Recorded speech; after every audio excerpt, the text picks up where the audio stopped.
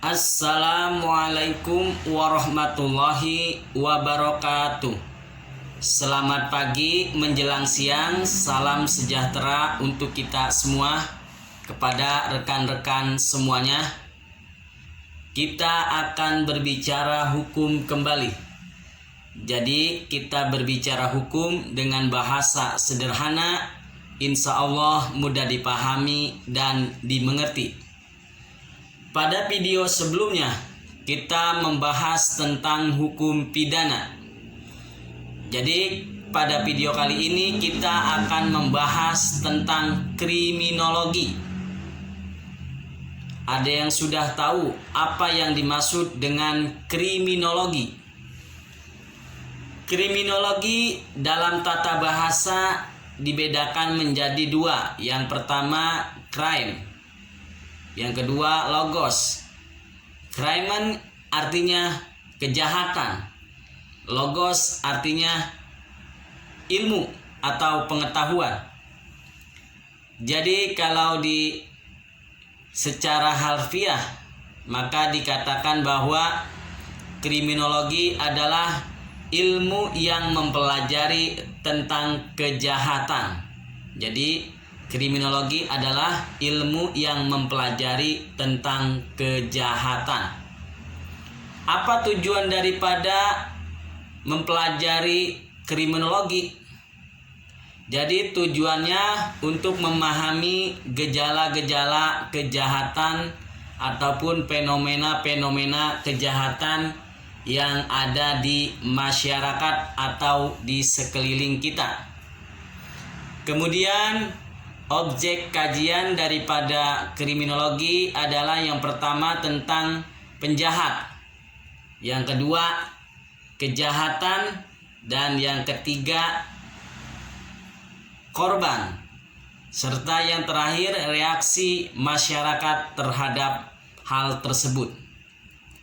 Jadi di sini kita akan bahas satu persatu dari kajian daripada kriminologi. Yang pertama, penjahat. Penjahat adalah orang yang melakukan atau bertindak yang melanggar aturan atau melanggar peraturan. Jadi penjahat adalah orang yang melakukan suatu tindakan yang dilarang oleh undang-undang.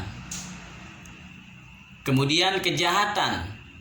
Kejahatan adalah tindakan seseorang atau pelaku kejahatan yang dilarang oleh undang-undang dan juga oleh masyarakat.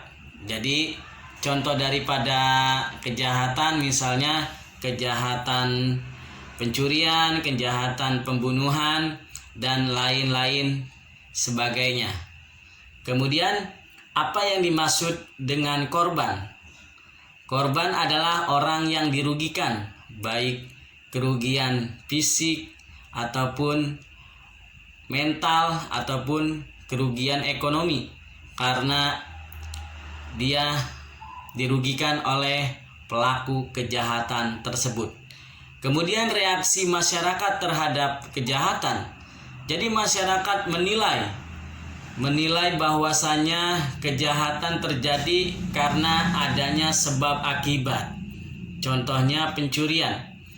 Jadi dari sisi sosial masyarakat, kita sebagai korban harus berhati-hati. Misalnya mempunyai harta ataupun membawa uang, hati-hati karena di sekeliling kita bisa adanya penjahat ataupun adanya tindak pidana kejahatan. Jadi kita harus waspada.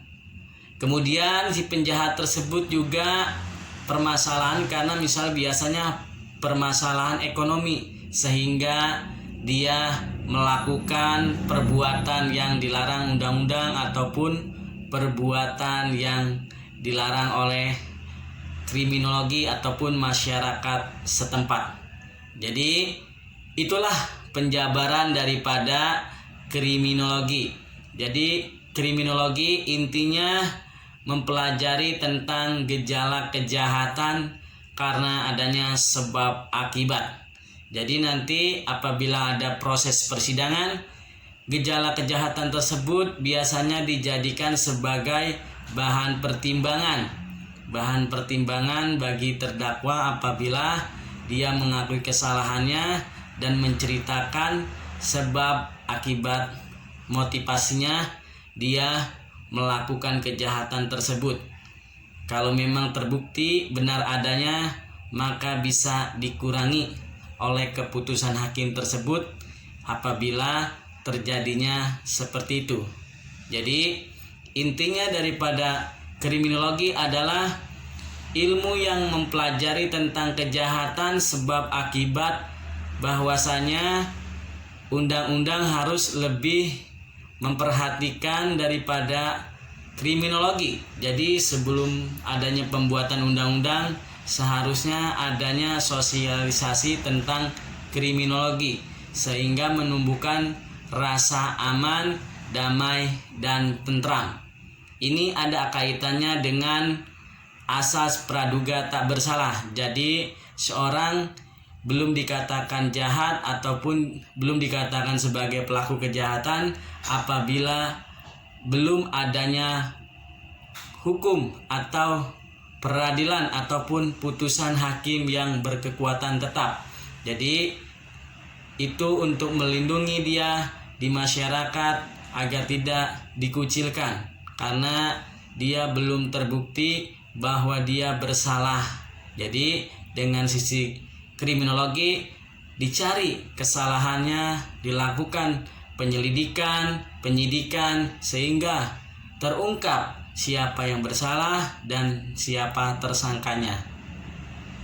Baik, kita belajar hukumnya tentang kriminologi sampai di sini. Apabila ada yang mau ditanyakan, bisa ditanyakan di kolom komentar. Dan bagi yang mau mendukung channel ini, klik subscribe, like, dan komen serta bagikan kepada yang lain apabila video ini bermanfaat. Jadi tetap semangat belajar hukumnya.